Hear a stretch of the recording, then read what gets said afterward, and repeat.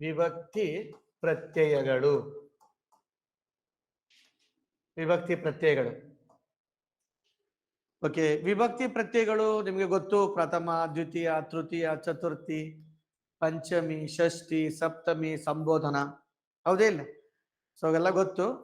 ಇವತ್ತು ನೋಡೋಣ ವಿಶೇಷವಾಗಿ ಏನೆಲ್ಲ ಸಿಗುತ್ತೆ ಅನ್ನೋದನ್ನ ನೋಡೋಣ. ಏನು ವಿಭಕ್ತಿ ಪ್ರತ್ಯಯಗಳು ಅಂತ ಬಂದಾಗ ಸೊ ನಮ್ಗೆ ವೆರಿ ವೆರಿ ಇಂಪಾರ್ಟೆಂಟ್ ಆಗಿ ಕನ್ನಡದಲ್ಲಿ ಎಷ್ಟು ವಿಭಕ್ತಿ ಪ್ರತ್ಯಯಗಳು? 8 ವಿಭಕ್ತಿ ಪ್ರತ್ಯಯಗಳು. ಕನ್ನಡದಲ್ಲಿ 2019 ಕನ್ನಡದಲ್ಲಿ ಎಷ್ಟು ವಿಭಕ್ತಿ ಪ್ರತ್ಯಯಗಳು? 8 ವಿಭಕ್ತಿ ಪ್ರತ್ಯಯಗಳು. 8 ವಿಭಕ್ತಿ ಪ್ರತ್ಯಯಗಳನ್ನ ನಾವು ಏನಪ್ಪಾ ಅಂತಾರೆ, ಸ್ಕೂಲ್ ಬುಕ್ಸ್ ಅಲ್ಲಿ ಈ ಟೇಬಲ್ ಇರುತ್ತೆ, ಈ ಟೇಬಲ್ ಅಂತೆ ಓದ್ಕೊಂತೀವಿ. ಇದು ಪ್ರಥಮ, ದ್ವಿತೀಯ, ತೃತೀಯ, ಚತುರ್ಥಿ, ಪಂಚಮಿ, ಷಷ್ಠಿ, ಸಪ್ತಮಿ, ಸಂಬೋಧನ, ಈ ತರ ನಾವು 8 ವಿಭಕ್ತಿ ಪ್ರತ್ಯಯಗಳು ನೋಡ್ತೀವಿ. ಹೊಸಗನ್ನಡದ ವಿಭಕ್ತಿ ಪ್ರತ್ಯಯಗಳು ಅಂತ ಬಂದಾಗ ಉ, ಅನ್ನು, ಇಂದ, ಗೆ, ಕೆ, ಈಗೆ, ಈಕೆ, ದಸೆಯಿಂದ ಆ, ಅಲ್ಲಿ, ಎ, ಇರ, ಆ, ಈ ನೋಡ್ತೀವಿ. ಹಳೆಗನ್ನಡದ ವಿಭಕ್ತಿ ಪ್ರತ್ಯಯಗಳು ನೋಡಿ. ಹೊಸಗನ್ನಡದ ವಿಭಕ್ತಿ ಪ್ರತ್ಯಯಗಳು ಎಲ್ಲ ಒಂದು 40% ಕೇಳೋದು ಎಕ್ಸಾಮ್ ಅಲ್ಲಿ. ಹಳೆಗನ್ನಡದ ವಿಭಕ್ತಿ ಪ್ರತ್ಯಯಗಳ ಮೇಲೆ ನಾವು ಟಾರ್ಗೆಟ್ ಇಟ್ಕೊಬಹುದು, 65% ಕೇಳ್ತಾನೆ ಅಂತ. ಓಕೆ, ಪ್ರಥಮ ವಿಭಕ್ತಿ ಯಾವುದು? ಮ. ದ್ವಿತೀಯ ಯಾವುದು? ಅಮ್. ತೃತೀಯ ಯಾವುದು? ಇಂದಮ್. ಚತುರ್ಥಿ ಗೆ, ಕೆ, ಈಗೆ, ಈಕೆ. ಪಂಚಮಿ ಯಾವುದು? ಹತಣಿಂ, ಅತಣಿಂದಂ, ಅತ್ತಣಿಂದಂ. ಆ ಮತ್ತೆ ಸಪ್ತಮಿ ತುಂಬಾ ರಿಪೀಟ್ ಆಗಿರೋ ಕ್ವಶನ್ ಸಪ್ತಮಿ. ಹಳೆಗನ್ನಡದ ಸಪ್ತಮಿ ವಿಭಕ್ತಿ ಪ್ರತ್ಯಯದ ರೂಪ ಯಾವುದು ಅಂತ ಕ್ವಶನ್ ಕೇಳೋದು ಜಾಸ್ತಿ. ಯಾವ್ದು? ಒಳ್ಳು. ಮತ್ತೆ ಎ ವಿಶೇಷವಾಗಿ ಹೇಳ್ತೀನಿ ಅಂತ ಹೇಳಿದೀನಿ. ಎ, ಇರ, ಆ, ಇ ಇವು ಹಳೆಗನ್ನಡದ ಸೇಮ್ ಬರ್ತವೆ. ಇನ್ನು ಕಾರಕಗಳ ಮೇಲೆ 80% ಕ್ವಶನ್ ಕೇಳ್ತೇನೆ. ಇತ್ತೀಚಿನ ಎಲ್ಲಾ ಎಕ್ಸಾಮ್ ಅಲ್ಲೂ ಏನ್ ಮಾಡ್ತಾರೆ, ಮ್ಯಾಚ್ ದ ಫಾಲೋಯಿಂಗ್ ನೋಡೋದುಂಟು ನಾವು. ಓಕೆ, ಅಲ್ಲಿಗೆ ಪ್ರಥಮ ಯಾವುದು? ಕರ್ತಾರ್ಥ. ದ್ವಿತೀಯ ಕರ್ಮಾರ್ಥ. ತೃತೀಯ ಕರ್ಣಾರ್ಥ. ಚತುರ್ಥಿ ಸಂಪ್ರದಾನ. ಪಂಚಮಿ ಅಪದಾನ. ಷಷ್ಠಿ ಸಂಬಂಧ. ಸಪ್ತಮಿ ಅಧಿಕರಣ. ಸಂಬೋಧನ ಅಭಿಮುಖೀಕರಣ. ಒಂದು 80% ಇದ್ರಲ್ಲಿ ಕೇಳ್ತೇನೆ ಕಾರಕಗಳ ಮೇಲೆ.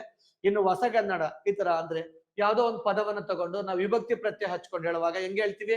ರಾಮನು ಉ, ರಾಮನನ್ನು ಅನ್ನು, ರಾಮನಿಂದ ಇಂದ, ರಾಮನಿಗೆ, ರಾಮನ ದೆಸೆಯಿಂದ, ರಾಮನ, ರಾಮನಲ್ಲಿ, ರಾಮನಿರ, ರಾಮ. ಈ ಸ್ತ್ರೀ ರೂಪದಲ್ಲಿ ಏನ್ ಬರ್ತೇವೆ? ಲಕ್ಷ್ಮೀ. ಈ ಬಂದಾಗ ಲಕ್ಷ್ಮಿ.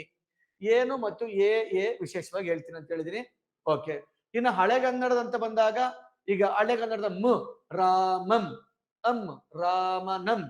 ರಾಮನಿಂದಂ, ರಾಮನಿಗೆ, ರಾಮನ ತಣಿಂ, ರಾಮನ ತಣಿಂದಂ, ರಾಮನ ತಣಿಂದಂ, ರಾಮನ, ರಾಮನೊಳ್, ರಾಮನಿರ, ರಾಮ, ಲಕ್ಷ್ಮೀ.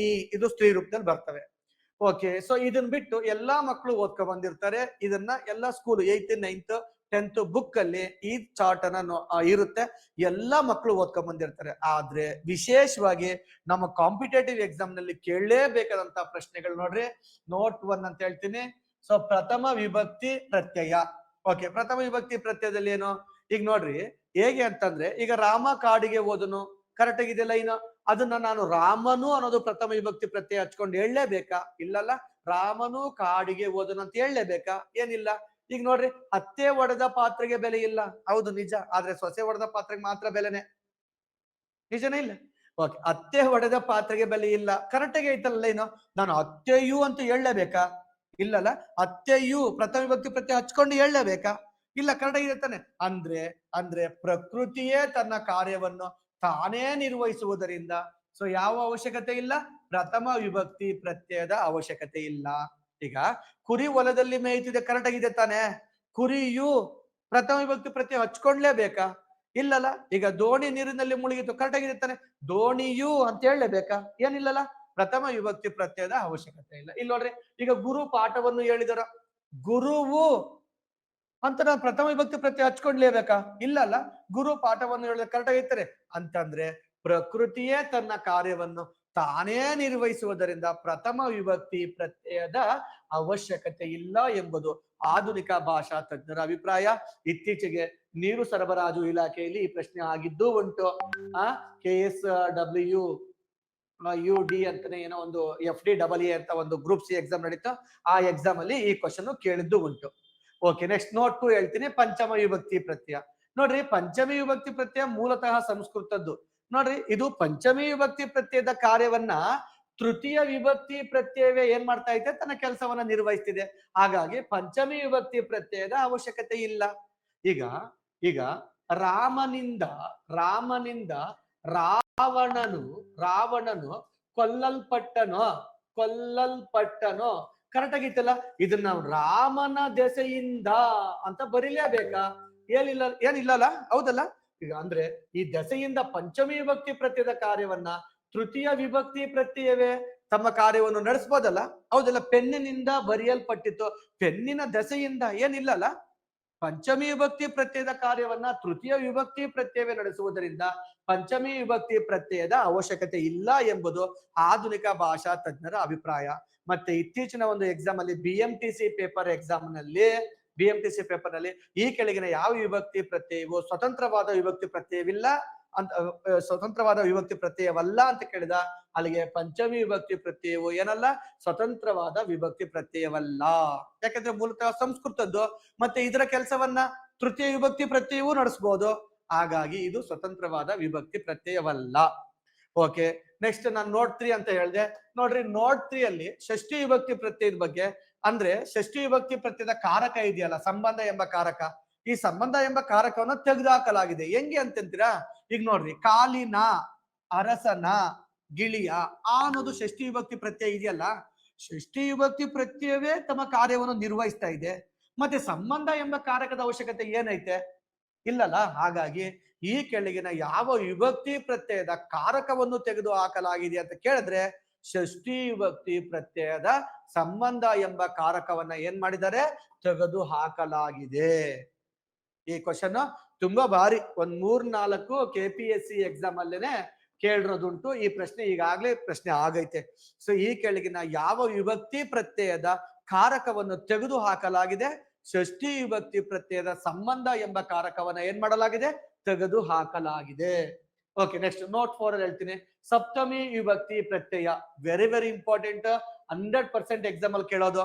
ನೋಡ್ರಿ ಹೇಗೆ ಅಂತಂದ್ರೆ, ವಿಶೇಷವಾಗಿ ಹೇಳ್ತಾ ಇದ್ದೀನಿ ಇದನ್ನ, ಎ ಅನ್ನೋದನ್ನ ಸಪ್ತಮಿ ವಿಭಕ್ತಿ ಪ್ರತ್ಯಯದ ಎ ಅಂತ ಬರೆದಿನ ಅದನ್ನ ವಿಶೇಷವಾಗಿ ಹೇಳ್ತಾ ಇದ್ದೀನಿ. ಈಗ ನೋಡ್ರಿ, ಹಾಸಿಗೆಯ ದಿಂಬಿನ ಕೆಳಗೆ ಕಾಗದವಿದೆ, ಹಟ್ಟದ ಮೇಲೆ ಪುಸ್ತಕವಿದೆ, ಹಿಂದೆ ಹಿಂದೆ ಕಳ್ಳರು, ಮುಂದೆ ಮುಂದೆ ಹುಲಿಗಳು. ಸೊ ಈ 3 ಲೈನ್ ತೀನಂ ಶ್ರೀಕಂಠಯ್ಯನವರ ಕನ್ನಡ ಮಧ್ಯಮ ವ್ಯಾಕರಣದಂತ ಲೈನ್ಗಳ ತಗೊಂಡಿದ್ದೀನಿ. ಇಲ್ಲಿ ನೋಡ್ರಿ, ಈಗ ಕೆಳಗು ಪ್ಲೇಸ್ ಎ ಏನಾಯ್ತು? ಕೆಳಗೆ. ಮೇಲು ಪ್ಲೇಸ್ ಏನಾಯ್ತು? ಮೇಲೆ. ಹಿಂದು ಪ್ಲೇಸ್ ಏನಾಯ್ತು? ಹಿಂದೆ. ಅಂತಂದ್ರೆ ದಿಕ್ಕುಗಳು, ಹೌದಲ್ಲ? ದಿಕ್ಕುಗಳು ಹೇಳಿದೀನಿ, ದಿಗ್ವಾಚಕ ಹೇಳಿದೀನಿ. ಮೇಲೆ, ಕೆಳಗೆ, ಹಿಂದೆ, ಮುಂದೆ, ಆಚೆ, ಈಚೆ, ಒಳಗೆ, ಹೊರಗೆ ದಿಕ್ಕುಗಳು ಹೇಳಿದೀನಿ, ದಿಕ್ವಾಚಕಗಳು. ನೋಡ್ರಿ, ದಿಕ್ಕುಗಳನ್ನ ಸೂಚಿಸುವಂತೆ ಮಾತ್ರ ಎ ಪ್ರತ್ಯಯ ಬಂದ್ರೆ ಅದೇನಾಗಿರುತ್ತೆ? ಸಪ್ತಮಿ ವಿಭಕ್ತಿ ಪ್ರತ್ಯಯ. 100% ನೆಕ್ಸ್ಟ್ ಎಕ್ಸಾಮ್ ಅಲ್ಲಿ ಕ್ವಶನ್ ಕೇಳ್ತಾರೆ, ಫಿಕ್ಸ್ ಆಗ್ಬೇಕು.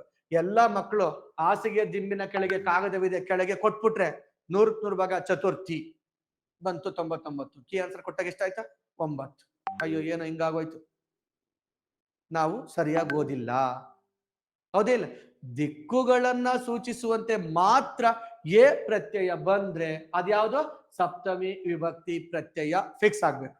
ಓಕೆ, ನೆಕ್ಸ್ಟ್ ನೋಟ್ 5 ಅಲ್ಲಿ ಹೇಳ್ತೀನಿ. ನೋಟ್ 5 ಸಂಬೋಧನಾ ವಿಭಕ್ತಿ ಪ್ರತ್ಯಯ. ಸಂಬೋಧನಾ ವಿಭಕ್ತಿ ಪ್ರತ್ಯಯ ನೋಡ್ರಿ, ಎ ಮತ್ತು ಎ ಅಲ್ಲಿ ಬರ್ದಿದ್ನಲ್ಲ, ಇದನ್ನ ವಿಶೇಷವಾಗಿ ಹೇಳ್ತೀನಿ.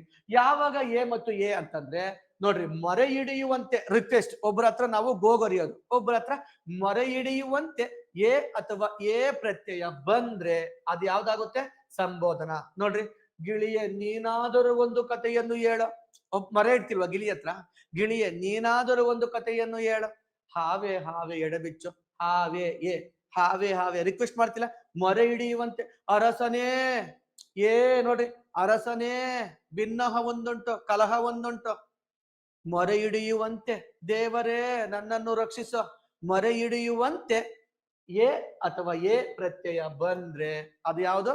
ಸಂಬೋಧನಾ ವಿಭಕ್ತಿ ಪ್ರತ್ಯಯ. Thank you.